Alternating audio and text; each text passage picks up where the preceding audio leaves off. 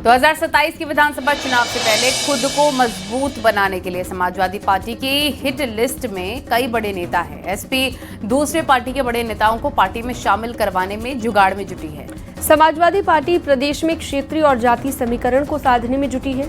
इसके लिए एसपी सत्तारूढ़ दल के नेताओं को भी अब अपने पाले में करने लगी है, उन पर भी डोरे डालने लगी है। एक रिपोर्ट आपको दिखाते हैं।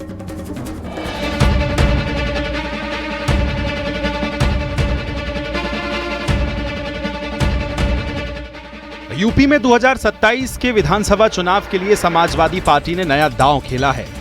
एसपी ने अब अलग अलग जातियों के नेताओं के लिए अपनी पार्टी के दरवाजे खोल दिए हैं। यानी अगर कोई नेता सत्तारूढ़ दल में और वो भी एसपी में आना चाहता है तो उसका भी स्वागत है। नजरअंदाजी के कारण बहुत सारे भाजपा नेता द्वार द्वार ठोकर खा रहे हैं और हो सकता है कि बहुत सारी बड़ी संख्या में लोग माननीय राष्ट्रीय अध्यक्ष जी को संपर्क करें। अब राष्ट्रीय अध्यक्ष जी को तय करना है। एसपी इस बात पर ज्यादा फोकस कर रही है कि ओबीसी और दलित समाज के नेताओं को अपनी पार्टी में ज्यादा से ज्यादा शामिल किया जाए। एसपी लगातार पीडीए का नारा बुलंद कर रही है ताकि ऐसे नेताओं को अपने साथ जोड़ा जा सके।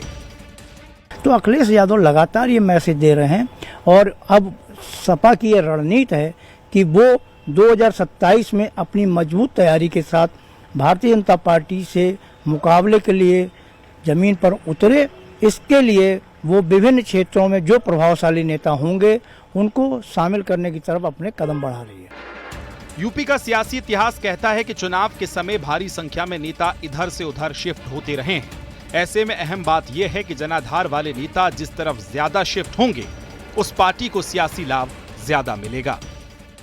कि अगर समाजवादी पार्टी दूसरे दलों से ज्यादा लोगों को अपनी पार्टी में शामिल करेगी तो ऐसे में अंदर खाने भी नाराजगी उसको झेलना पड़ सकता है। ऐसे में कुल मिलाकर के समाजवादी पार्टी सामंजस्य को कैसे बनाएगी ये देखने वाली बात होगी। कैमरा पर्सन अनिल के साथ अलाउद्दीन, न्यूज़ 18, लखनऊ।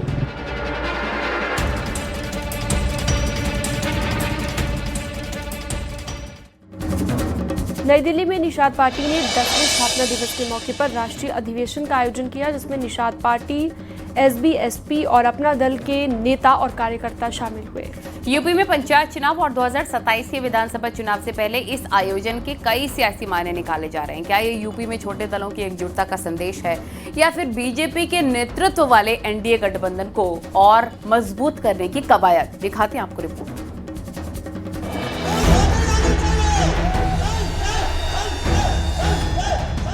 नई दिल्ली के तालकटोरा स्टेडियम में बुधवार को निषाद पार्टी ने अपने 10वें स्थापना दिवस के मौके पर राष्ट्रीय अधिवेशन का आयोजन किया। इस अधिवेशन में निषाद पार्टी के कार्यकर्ता और नेताओं के साथ साथ एसपी के ओम प्रकाश राजभर और अपना दल एस के आशीष पटेल भी शामिल हुए। इस मौके पर ओपी राजभर ने निषाद पार्टी और अपना दल की तारीफ की और वोट बैंक को मजबूत करने की बात कही। एक ही मकसद है कि हम लोगों के बच्चों को बेहतर शिक्षा, बेहतर रोजगार, बेहतर नौकरी, हम लोगों की बेटा बेटी डॉक्टर, मास्टर, इंजीनियर, कलेक्टर बनाने के लिए आज डॉक्टर संजय निषाद जी ने जो सपना सजोया है, वही सपना भाई आशीष पटेल जी ने सजोया है। वही सपना हम जितने भी लोग यहाँ हैं, हम सभी लोगों ने यही सपना सजोया है। और आने वाला दिन, घबराओ नहीं, आने वाला दिन वो होने जा रहा है कि आपको अब कोई इग्नोर नहीं कर सकता है, आपको कोई नकार नहीं सकता। इस सम्मेलन को लेकर एसपी का कहना है कि उनका निषाद पार्टी से सिर्फ इतना सवाल है कि सामाजिक न्याय समिति की रिपोर्ट लागू करने का मुद्दा कहां गया, आरक्षण का मुद्दा कहां गया। आरक्षण को लूटा गया उसकी मांग, सामाजिक न्याय समिति को लागू करने की मांग, सामाजिक न्याय सुनिश्चित करने की मांग, इन मांगों को उन्होंने भाजपा से पूरा करा दिया है।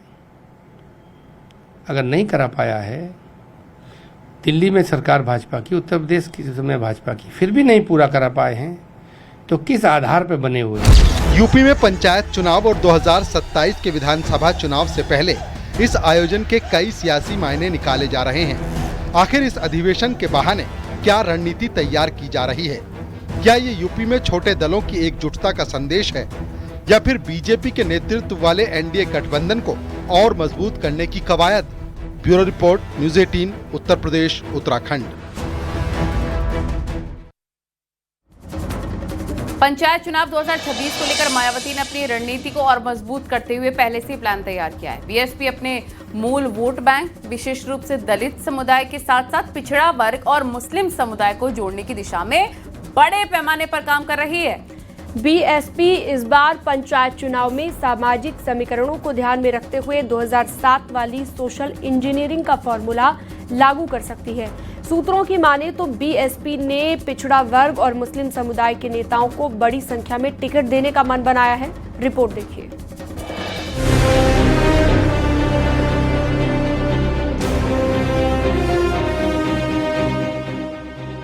– 2007 में दलित, ब्राह्मण, मुस्लिम गठजोड़ से बीएसपी सत्ता तक पहुंच गई थी। इस बार भी मायावती इसी फॉर्मूले को ग्रामीण स्तर पर लागू करने की कोशिश कर रही हैं। पंचायत चुनाव में बीएसपी इस फॉर्मूले पर फिर से दांव खेलेगी। बीएसपी इस वक्त अपने अस्तित्व की बड़ी और कड़ी लड़ाई लड़ रही है। ऐसे में त्रिस्तरीय पंचायती चुनाव में हिस्सा लेकर इसमें बेहतर प्रदर्शन करके मायावती की कोशिश है कि खोई हुई सियासी जमीन को हासिल कर सकें। और ये चुनाव चूंकि 2027 के विधानसभा चुनाव के सेमीफाइनल के तौर पर देखे जा रहे हैं, इसीलिए बीएसपी इसमें बेहतर प्रदर्शन करना चाहती है। बीएसपी इस बार अपनी तैयारियों को सीक्रेट तरीके से अंजाम देने की स्ट्रेटेजी बना रही है। पार्टी के नेता और कार्यकर्ता गांव-गांव जाकर बूथ स्तर पर बैठकें कर रहे हैं। इन बैठकों में न केवल दलित वोटरों को एकजुट करने पर जोर दिया जा रहा है, बल्कि पिछड़ा वर्ग और मुस्लिम समुदाय के लोगों को भी पार्टी के साथ जोड़ा जा रहा है। चुपचाप ही सही, लेकिन बहुजन समाज पार्टी पंचायत चुनाव के साथ साथ 2027 के चुनाव में भी लग गई है। हालांकि नतीजे क्या होंगे ये चुनाव बताएगा, लेकिन तैयारी बताती है कि बहुजन समाज पार्टी की चुपचाप यह तैयारी उसके लिए बेहतर साबित होने वाली है। कैमरा पर्सन अनिल के साथ अलाउद्दीन, न्यूज़ 18 लखनऊ। जीएसटी दरों में बदलाव करने के लिए गठित मंत्री समूह ने केंद्र के 5 और 18% के 2 स्लैब वाले जीएसटी के प्रस्ताव को स्वीकार कर लिया है। मंत्री समूह ने 12 और 28% कर दरों को खत्म करने के केंद्र के प्रस्ताव को स्वीकार किया।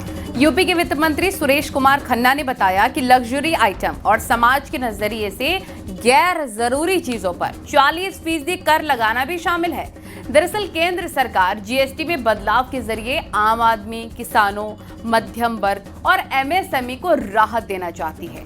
वो इसके जरिए टैक्स सिस्टम को आसान भी करना चाहती है। देखिए रिपोर्ट। हमने एक हाई पावर कमेटी को बिठा करके रिव्यू शुरू किया, राज्यों से भी विचार विमर्श किया। और मेरे प्यारे देशवासियों, हम नेक्स्ट जनरेशन जीएसटी रिफॉर्म्स लेकर के आ रहे हैं। ये दिवाली के अंदर आपके लिए तोहफा बन जाएंगे। सामान्य मानवीय की जरूरतों के टैक्स भारी मात्रा में कम कर दिए जाएंगे। बहुत बड़ी सुविधा बढ़ेगी। हमारे एमएसएमई, हमारे लघु उद्यमी, इनको बहुत बड़ा लाभ मिलेगा।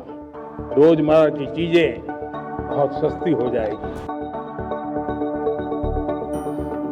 15 अगस्त को प्रधानमंत्री नरेंद्र मोदी ने लाल किले की प्राचीर से जीएसटी रिफॉर्म को लेकर जो ऐलान किया था, उस पर काम शुरू हो चुका है। आज इसे लेकर एक अच्छी खबर आई है। बिहार के डिप्टी सीएम सम्राट चौधरी की अध्यक्षता में 6 सदस्यों वाले ग्रुप ऑफ मिनिस्टर्स ने 5, 12, 18 और 28% की मौजूदा 4 दरों वाले जीएसटी स्ट्रक्चर को 2 स्लैब से बदलने के प्रस्ताव को मंजूरी दे दी। इस प्रस्ताव के तहत अब जीएसटी में 2 स्लैब 5% और 18% कर दिए जाएंगे। बाकी 12% और 28% स्लैब को हटा दिया जाएगा।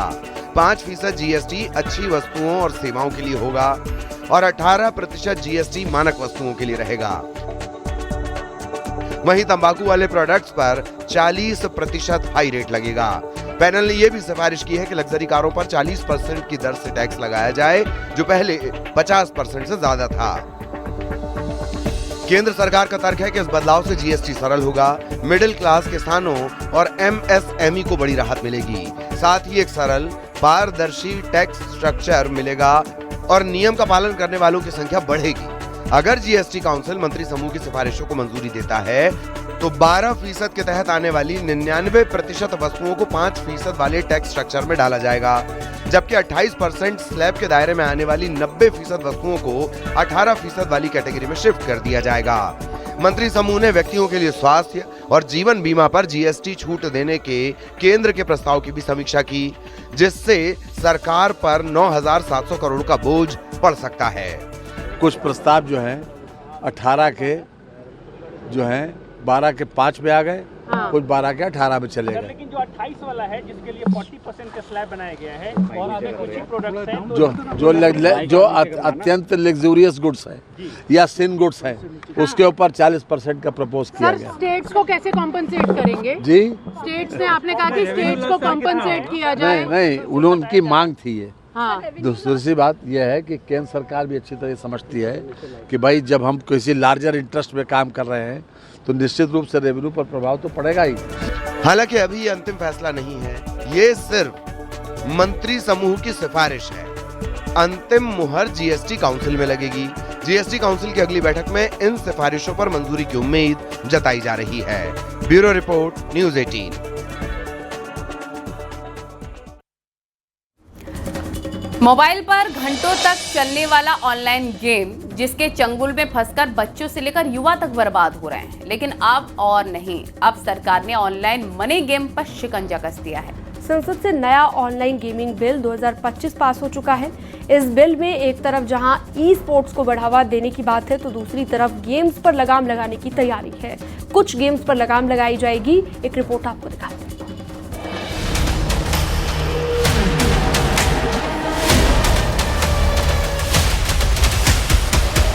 कहीं क्रिकेट पर सट्टा, कहीं ताश की बाजी पर सट्टा, कहीं लूडो पर सट्टा, तो कहीं किसी और खेल पर सट्टा। सट्टे का ऑनलाइन बाजार है जहां खरीदार हैं करीब 45 करोड़ और गंवाए जा रहे हैं हर साल करीब 20,000 करोड़। ऐसी ऑनलाइन गेमिंग एप्स की भरमार है जहां खेल के नाम पर पैसों का खेल धड़ल्ले से चलता है। लेकिन अब दिन लग गए हैं और सरकार ने ऑनलाइन खेल के नाम पर हो रही सट्टेबाजी पर नकेल कसने के लिए कदम बढ़ा दिया है। ऑनलाइन मनी गेम्स को बैंकिंग सिस्टम के जरिए लेन देन करने से रोका जाएगा। ऑनलाइन मनी गेम्स के विज्ञापन या प्रचार प्रसार पर पूरी तरह से रोक लगाई जाएगी। बिना रजिस्ट्रेशन वाले अवैध गेमिंग प्लेटफॉर्म्स पर सख्त एक्शन लिया जाएगा। ऑनलाइन गेमिंग बिल में निगरानी के लिए एक स्वतंत्र नियामक प्राधिकरण बनाया जाएगा। अवैध गेमिंग प्लेटफॉर्म चलाने वाले को 3 साल की जेल या 1 करोड़ रुपए के जुर्माने का प्रावधान होगा। मनी गेम के विज्ञापन पर 2 साल की जेल या 50 लाख रुपए तक के जुर्माने का प्रावधान होगा। अगर कोई बार बार नियम तोड़ेगा तो उसकी सजा बढ़कर 5 साल तक हो सकेगी। जुर्माना भी 2 करोड़ तक लगेगा। ये अपराध गैर जमानती होंगे। इनमें आरोपियों को आसानी से जमानत नहीं मिल सकेगी। अधिकारियों को संपत्ति जब्त करने और बिना वारंट अरेस्ट करने का भी अधिकार होगा। सवाल यह है कि आखिर सरकार को बिल के जरिए ऑनलाइन मनी गेम्स पर शिकंजा कसने की जरूरत क्यों पड़ी। ऑनलाइन मनी गेमिंग से हो रहे वित्तीय और सामाजिक नुकसान को रोकने के लिए सरकार ये बिल लाई है। सरकारी अनुमानों के मुताबिक हर साल करीब 45 करोड़ लोग ऑनलाइन मनी गेम्स का शिकार होते हैं और ऑनलाइन मनी गेम्स के जाल में फंसकर हर साल करीब 20,000 करोड़ रुपए से ज्यादा गंवा देते हैं। इसकी लत की वजह से सैकड़ों परिवार आर्थिक रूप से बर्बाद हो चुके हैं। कई बार तो लोग आत्महत्या और हिंसा जैसा गंभीर कदम भी उठा लेते हैं। इनमें से कई गेम राष्ट्रीय सुरक्षा के लिए भी खतरा हैं। इनकी आड़ में वित्तीय धोखाधड़ी, मनी लॉन्ड्रिंग, टेरर फंडिंग जैसी गतिविधियों को अंजाम दिया जा रहा है। आज संसद ने हमारे मध्यम वर्गीय परिवारों को, मिडिल क्लास फैमिलीज को और युवाओं को, छात्रों को, उन सबको जो एक बहुत बड़ा नशा समाज में फैल रहा था ऑनलाइन मनी गेमिंग का, उससे मुक्ति दिलाई है। और साथ ही साथ ई स्पोर्ट्स और ऑनलाइन सोशल गेमिंग जो कि समाज के लिए उपयोगी है, उसको प्रमोट करने के लिए अथॉरिटी बनाने वाला बिल आज पास किया है। ये बिल इसलिए भी खास है क्योंकि गेमिंग सेक्टर से सरकार को हर साल 20,000 करोड़ रुपए टैक्स के रूप में मिलते हैं। पिछले कुछ समय में गेमिंग से जुड़े करीब 400 स्टार्टअप भारत में शुरू हुए हैं। इसमें 25,000 करोड़ रुपए का फॉरेन डायरेक्ट इन्वेस्टमेंट भी आया है। 2023 में सरकार ने ऑनलाइन गेमिंग पर 28% जीएसटी लगाया था। इसके अलावा जीतने वाली रकम पर 30% टैक्स भी लगाया जा रहा है। ऑनलाइन मनी गेम्स पर शिकंजा कसने के लिए लाया गया यह बिल सरकार का बड़ा फैसला है क्योंकि सिर्फ पैसों का नुकसान ही नहीं बल्कि इन गेम्स की लत एक सामाजिक संकट बन चुकी है और कई परिवारों को बर्बाद कर रही है। लिहाजा अब सरकार ने सट्टे के ऑनलाइन खेल पर नकेल कसने की पूरी तैयारी कर ली है। Bureau report, news 18।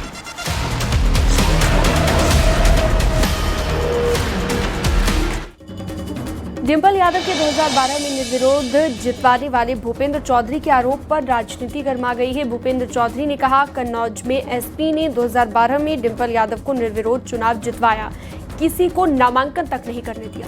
Samajwadi party का कहना है कि 2012 डिंपल यादव अगर निर्विरोध चुनी गई थी तो बीजेपी ने चुनाव आयोग से इसकी शिकायत क्यों नहीं की थी। अब बीजेपी को पुरानी बातें याद आने लग गई हैं। देखिए रिपोर्ट।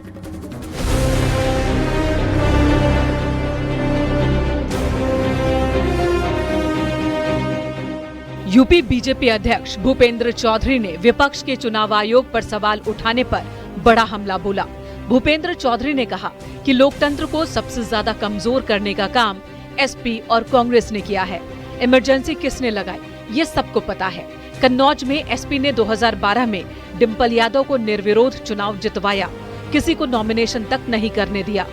किस प्रकार से कन्नौज में समाजवादी पार्टी ने 2012 में श्रीमती डिंपल यादव को निर्विरोध चुनाव जिताया, किसी को नामांकन तक नहीं करने दिया।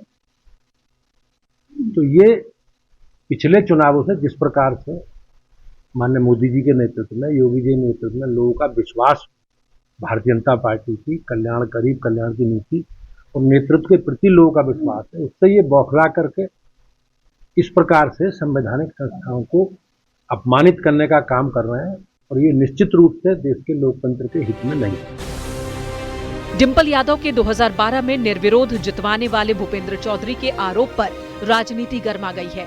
भूपेंद्र चौधरी के बयान का समाजवादी पार्टी के प्रवक्ता ने जवाब दिया है। उनका कहना है कि अगर ऐसा था तो 2012 में बीजेपी ने इलेक्शन कमीशन में शिकायत क्यों नहीं की। अगर हमने निर्विरोध चयनित कराया था या रिटर्निंग ऑफिसर ने निर्विरोध घोषित किया था। हमने कब कहा था भूपेंद्र चौधरी से कि आप जाके चुनाव आयोग में शिकायत मत करिए। इलेक्शन पिटीशन कर सकते थे, शिकायत कर सकते थे, करते की भी थी। इलेक्शन पिटीशन हुई थी, हाईकोर्ट ने खारिज कर दी। बीजेपी का कहना है कि पिछले चुनावों से लोगों का विश्वास पीएम मोदी और योगी की नीतियों पर बढ़ा है, जिससे विपक्ष बौखला गया है और संवैधानिक संस्थाओं का असम्मान कर रहा है।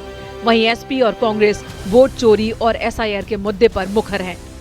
उत्तर प्रदेश, उत्तराखंड।